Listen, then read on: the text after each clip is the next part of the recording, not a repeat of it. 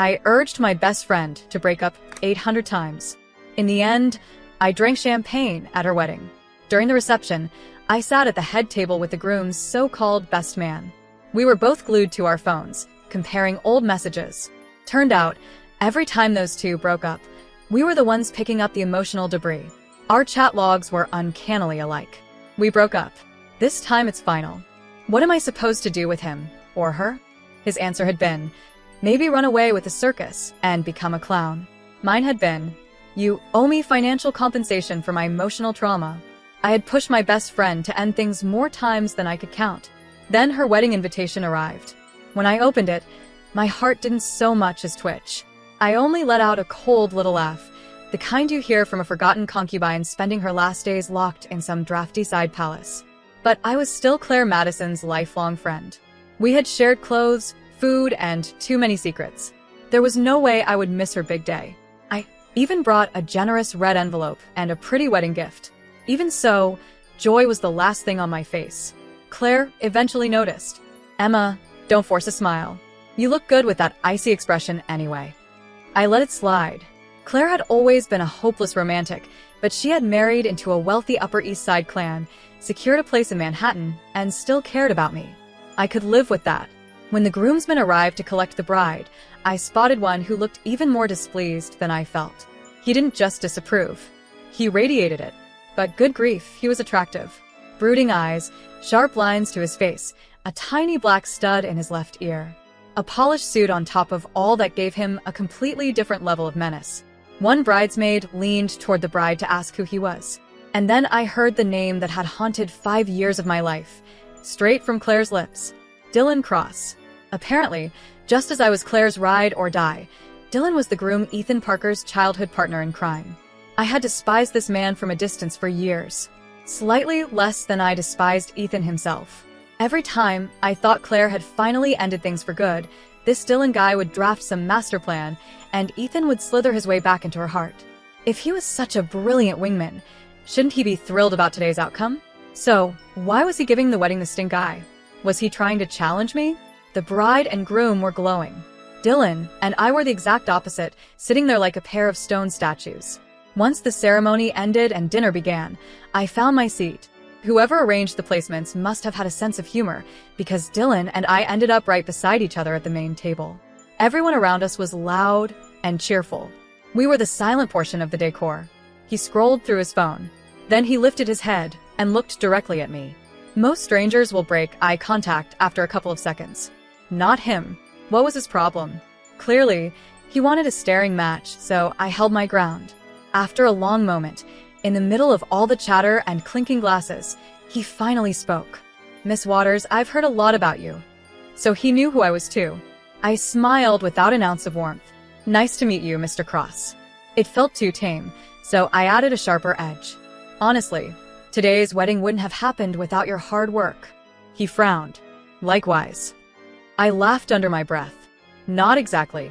If their road to the altar was full of obstacles, I was one of them. I had been against Ethan since the first flirtatious text, and the 5 years that followed were nothing but breakups, reconciliations, and emotional chaos. Whether they were tired or not, I didn't know. I was exhausted enough for all 3 of us. Dating? No thanks. Even stray dogs had better judgment. A few seconds passed before Dylan replied, then I guess I was one of their obstacles too. I blinked. Come again? I studied him more closely. Weren't you the one always pushing them back together? Dylan lifted a brow. Who said I was helping them reconcile? Something felt off. I narrowed my eyes. You didn't play wingman for Ethan? Then why did he always show up at Claire's door, right when they were about to split for good? Dylan looked personally insulted. He unlocked his phone, scrolled back a few months, and held the screen in front of me. Ethan. Bro, I swear this breakup is the final one. I am done with that cold-hearted woman. Dylan did not respond. 2 hours later. Ethan. Bro, I proposed and she accepted, grinning emoji. Congratulate me. I am getting married. Enjoy spending the rest of your life as her obedient house pet. When she tugs the leash, remember to bark. Being born human was clearly a mistake for you. Study canine habits and stay close to your owner.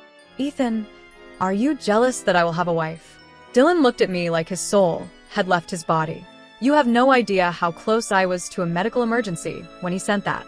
They break up if one of them breathes wrong. Imagine what marriage will be. Divorce threats every weekend. Knowing I would have to deal with their drama for the rest of my life. Do you understand the despair? I silently opened my own messages and scrolled to the same time frame. Claire. Emma, I broke up with him. Me. For how long this time? Claire. This time is real. I feel nothing for him anymore. I sent her a meme. 2 hours later. Claire. Emma, please do not get mad. I have something to tell you. Me, you got back together? Claire. He proposed, shy emoji. I said yes. Dylan blinked. So you were trying to split them up too? Me, you as well. We stared at each other. Something was clearly wrong. So we began scrolling through more screenshots. That was when the pattern finally hit us. Ethan. We broke up. This breakup is real. But what do I do when I keep thinking about her? Dylan, you need a career change. The circus needs clowns, and you qualify without training. Claire. Emma, I am ending things for real this time. I cannot sleep because he keeps popping into my head. Me. Pay emotional damages. Claire. Transfers 520. I kept a straight face. Dylan muttered, wait, your friend compensates you for her romantic nonsense? Me, your guy does not. Dylan said nothing. Scrolling down, I realized Dylan's insults were on a different level. Missing your ex? Go stand outside on the balcony. Ethan, why? Are you sending Claire to see me? Dylan, no. Freeze outside all night until your brain restarts. If that fails, jump. Ethan. I read that Capricorns love slowly. Maybe that is why I cannot warm her heart. Dylan, what crime did we Capricorns commit for you to slander us? Ethan. I sent her a long, heartfelt message. Why is she not replying? Dylan. All I see is your dignity splattered across the screen. Me. Respect. I support this message. Claire. He forgot our anniversary. He clearly does not love me. Me. Memory loss is normal when you get older. Claire. He is not old. We are the same age. Me. Men older than 25 are basically senior citizens. Get yourself a younger model. Claire. But he is still so charming, shy emoji. At first, Dylan had actually tried to help them reconcile. But years of emotional whiplash eventually twisted him. There were countless messages like this. Yet neither Dylan's insults nor my sabotage ever managed to break those two apart. Especially Ethan. That man's love-drunk devotion was indestructible. One fool in love is bad enough. They were two of them. Dylan and I exchanged a long look. Shared trauma recognized shared trauma. Me bro. Dylan sis. At this point, we might as well swear siblinghood. Two emotionally damaged bystanders traded numbers. Dylan sounded drained. How long do you think they will last? I stared blankly. With luck, 1 month. We wandered from wedding complaints to work to random bits about our lives. You work in Brooklyn Tech Park too? His voice held a trace of surprise. I paused. 2? Dylan, I was transferred back there recently. When you are free, bro will buy you dinner. The wedding itself was gorgeous, the kind of celebratory love story people post online. My best friend married the man she had broken up with at least 100 times. Bittersweet if you think about it. After finishing the champagne, I returned to my normal life, a dignified single corporate cog. Dylan and I crossed paths again one Friday night not long after. My department had just closed a big project.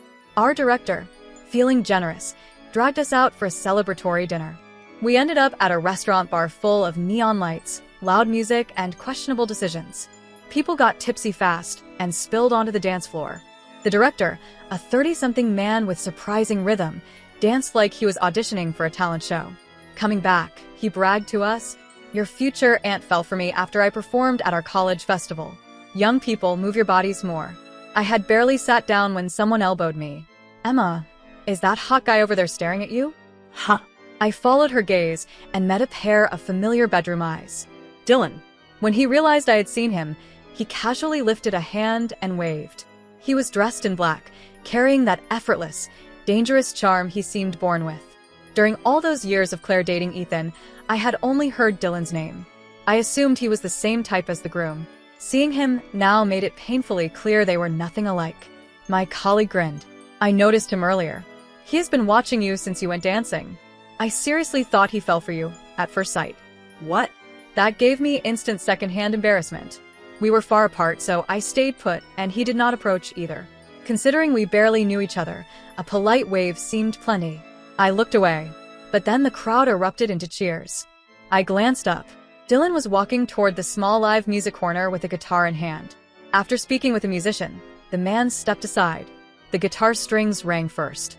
Then Dylan's voice followed, low and smooth, with a lazy, addictive drawl. It was an English rock classic, but in his tone it felt like Temptation set to rhythm.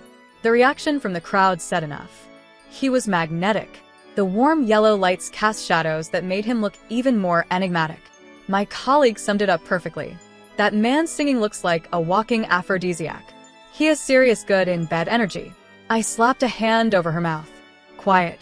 How did singing turn into bedroom commentary? She giggled. I am only telling the truth. She was not wrong. Many women near the stage looked ready to faint. When the song ended, quite a few clearly wanted to approach him. When the night finally slowed, I was tipsy, but clear enough to escort 2 junior co-workers to their cars. Then I checked my phone to call a ride. The subway was closed. People were scrambling for cabs or designated drivers. I didn't drive because I had planned to drink. There were a few people ahead of me in queue when a voice called from nearby. Emma Waters. I turned, meeting Dylan's eyes. Without thinking, I smiled. Small world. He walked over. Very. Company dinner? I nodded. His gaze dropped to my phone. Cancel it. Even if you get a driver, you'll be stuck in late-night traffic. I'll take you home. I squinted at him. Didn't you drink? He was technically my best friend's husband's best friend, so I was prepared to lecture him on traffic regulations. He pointed at a car with its lights on. I have a driver. Rich people were ridiculous. I canceled my ride. Inside the car, we sat together in the back. He asked for my address. Your co-workers seem protective, he commented suddenly. When you got in my car, one of them looked like he thought I might abduct you. I paused. Then he chuckled. He likes you. Not a guess.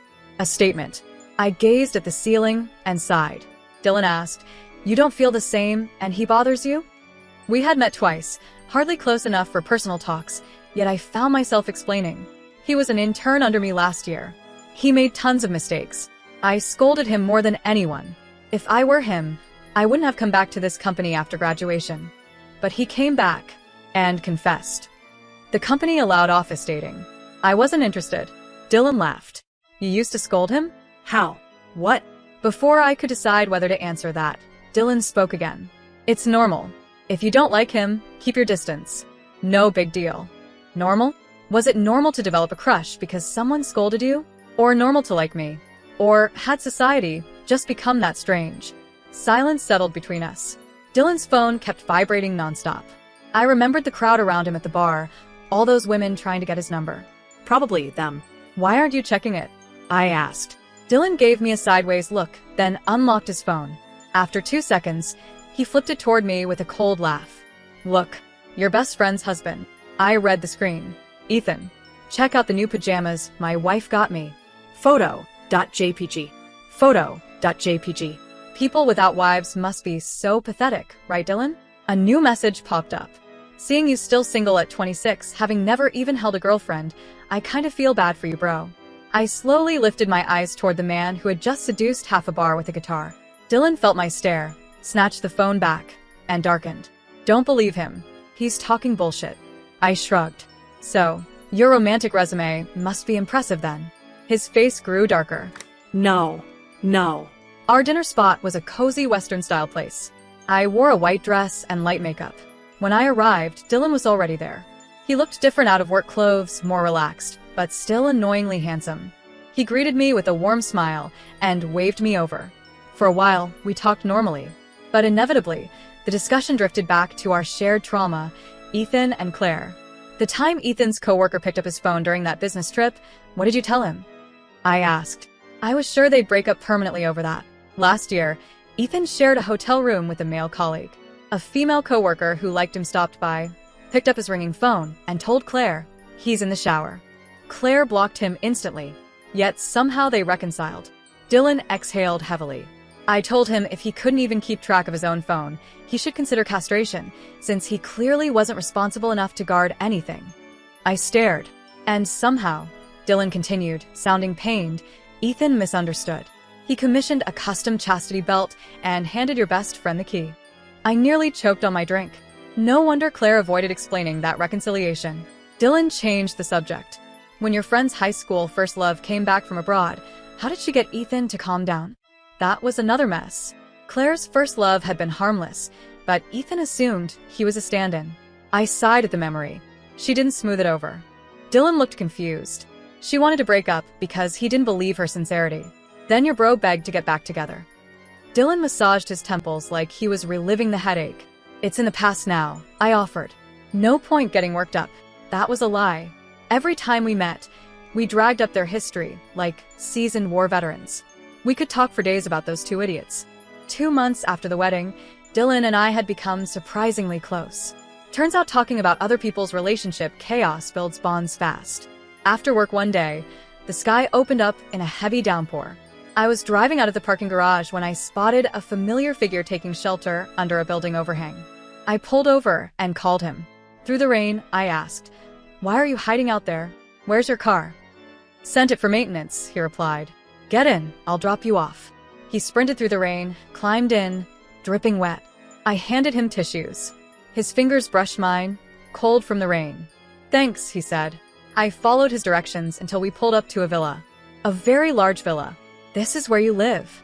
I asked. He nodded casually. Right. "Of course. Want to come in and look around?" "I live alone," he said. I glanced at him. His soaked white shirt clung to him, partly sheer. He noticed my gaze and said softly, "Sorry for getting your seat wet." "It's fine," I muttered, trying not to stare too obviously. Inside, the house was as impressive as the exterior. And Dylan, heading upstairs while unbuttoning his wet shirt, definitely did not lower the visual impact.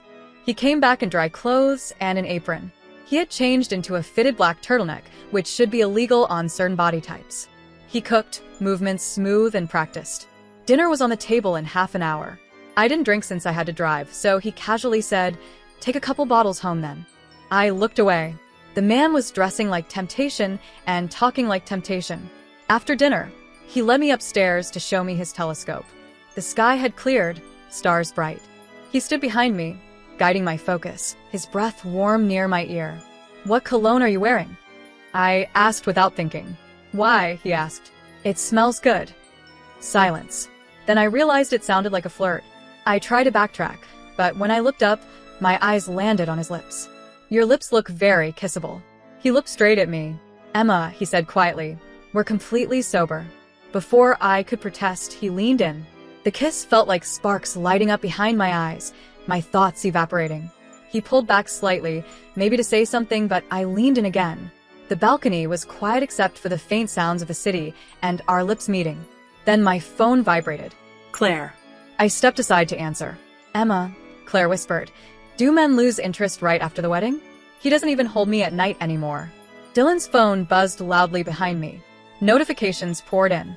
He checked it, then turned the screen for me to see. "Ethan. Lord help me. We were on our honeymoon half the time, and I've been working nonstop since.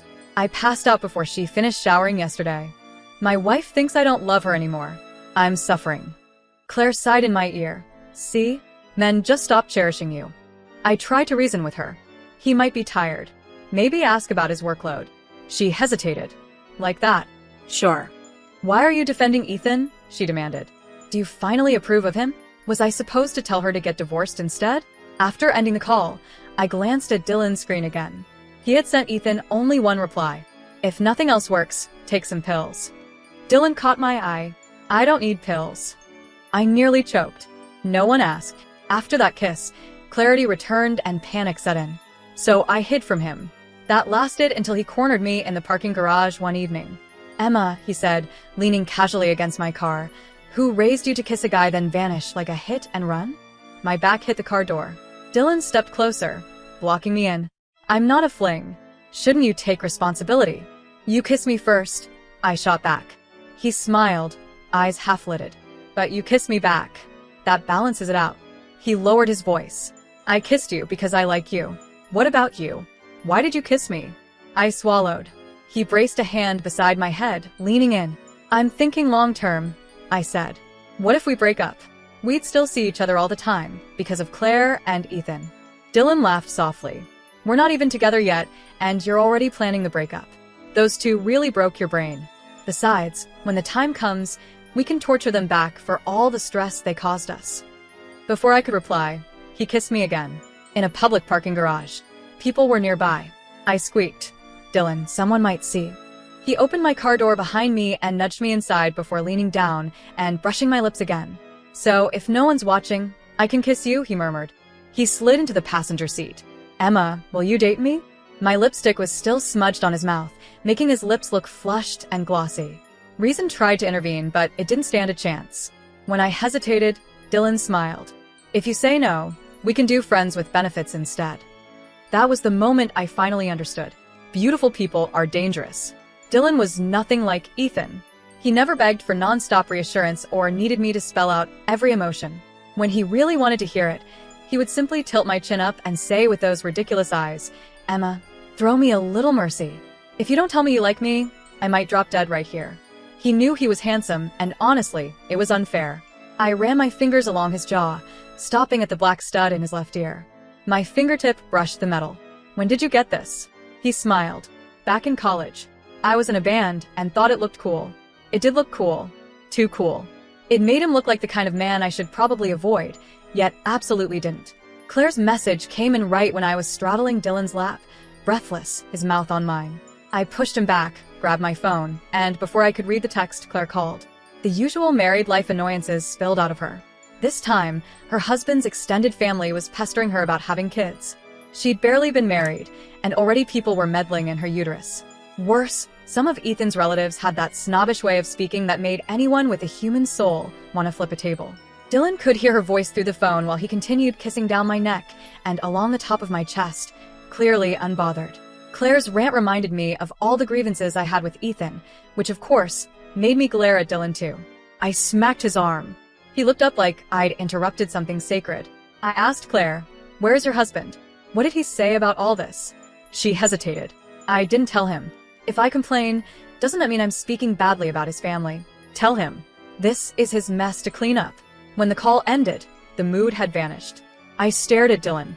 Your bro is useless. Dylan blinked. Then he poked my cheek. Emma, who am I? Dylan Cross. He nodded. Exactly.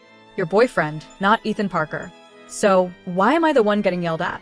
Still annoyed, I watched him grab his phone and suddenly text his best friend. You useless idiot. Ethan replied with a single question mark. Dylan kept going. Your wife is being trampled by your relatives and you're too dense to notice. How did I get stuck being your second father? Ethan sent another question mark. Dylan tossed the phone aside and wrapped his arms around me. You're right. He is useless. Dylan's insults had consequences. Ethan finally realized his wife needed defending. He dragged Claire to the next family dinner and put every aunt, uncle, cousin, and freeloading relative in their place. Claire got her justice, then called me afterward, still high on victory. Emma, I adore you. I'm sending you a bag. If you don't like it, pick something else. Then she added with some embarrassment, are you close with Dylan? Ethan says he's got a sharp tongue. If he says anything mean, don't take it personally. Sharp tongue? If only she knew how carefully that sharpness was aimed. I made a vague noise, trying not to sound guilty. I won't. Our friendship hadn't cooled after her wedding. Life just got busier. We still indulged in gossip, like always. After I started seeing Dylan, I noticed something weird. Claire and Ethan would message us at almost the exact same time. Maybe trauma had synchronized them. Dylan and I dated in the simplest way possible. No drama. No complicated rules. After witnessing our two friends fight over misunderstandings and things left unsaid, we'd become accidental marriage counselors. Communicate. We'd scold them both. One night, Claire called me again. I answered without checking the screen. She rambled for a bit before suddenly asking, Emma, why does your voice sound strange? I cleared my throat. I'm sleepy. After I hung up, Dylan lifted his head and kissed up the side of my body, amusement in his voice. Does this count as cheating? Dylan learned fast. He'd gone from clumsy to dangerously good in record time. More conflict followed in Claire's camp. Ethan complained to Dylan one evening, my wife has been so on edge lately. She's worried about her hair thinning and keeps talking about weight gain. She's still adorable though. Claire, meanwhile, told me I get annoyed just seeing him lately. Is that horrible? Is this the end of the honeymoon phase? I told her marital burnout was normal, but she needed to slow down and think carefully. She thought for 2 months. Then one day she whispered shyly, "Emma, I'm pregnant." Not expected, but not surprising either. Dylan and I fit together with almost suspicious ease. We kept our relationship private, mostly for convenience, partly for entertainment. One day Claire said, "Ethan says he has some friends from good families. If they're single, he can introduce you." Dylan was so confident he'd be at the top of that list. He waited for his phone to ring. Nothing. Meanwhile, I already received several guys' contact details. Claire added, "Honestly, I think Dylan is really handsome, but Ethan says his friend has such a bad temper and sharp mouth that introducing you to him would probably start chaos." Already started? Thanks.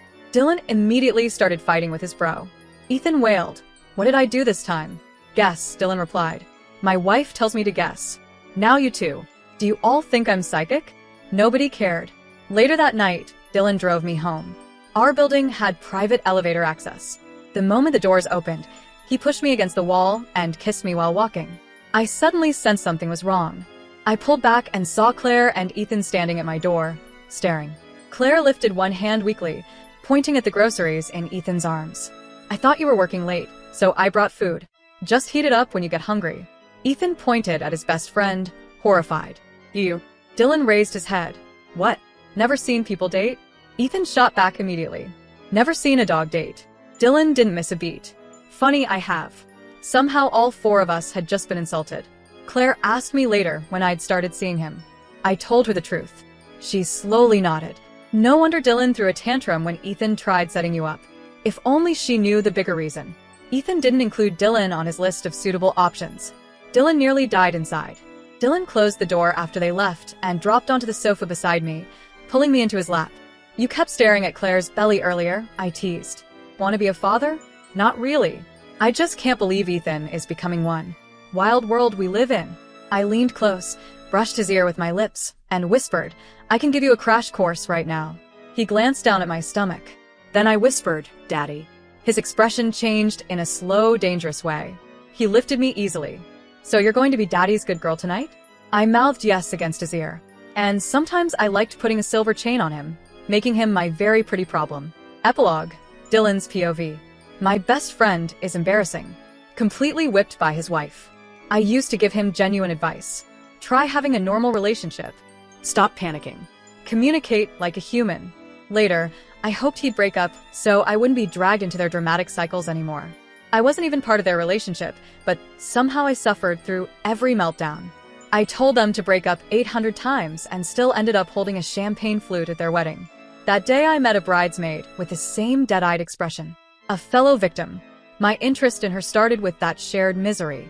Later at her company event, I saw Emma under the lights, moving like she owned the entire floor. People lined up to get her number, but left empty-handed. Beautiful, bold, unapologetically warm. That was her. We bonded over the never-ending saga of Ethan and Claire. The two of us could complain for hours. At some point while talking, I realized I had drifted too close. The fine hair on her cheek was right there. I didn't step back. By then it was too late. I was done for. Here's the guide to being thoroughly whipped. Show your pretty face. Show your good physique. Show your money. Show your cooking. Show your other impressive skills too. After that, you're finished.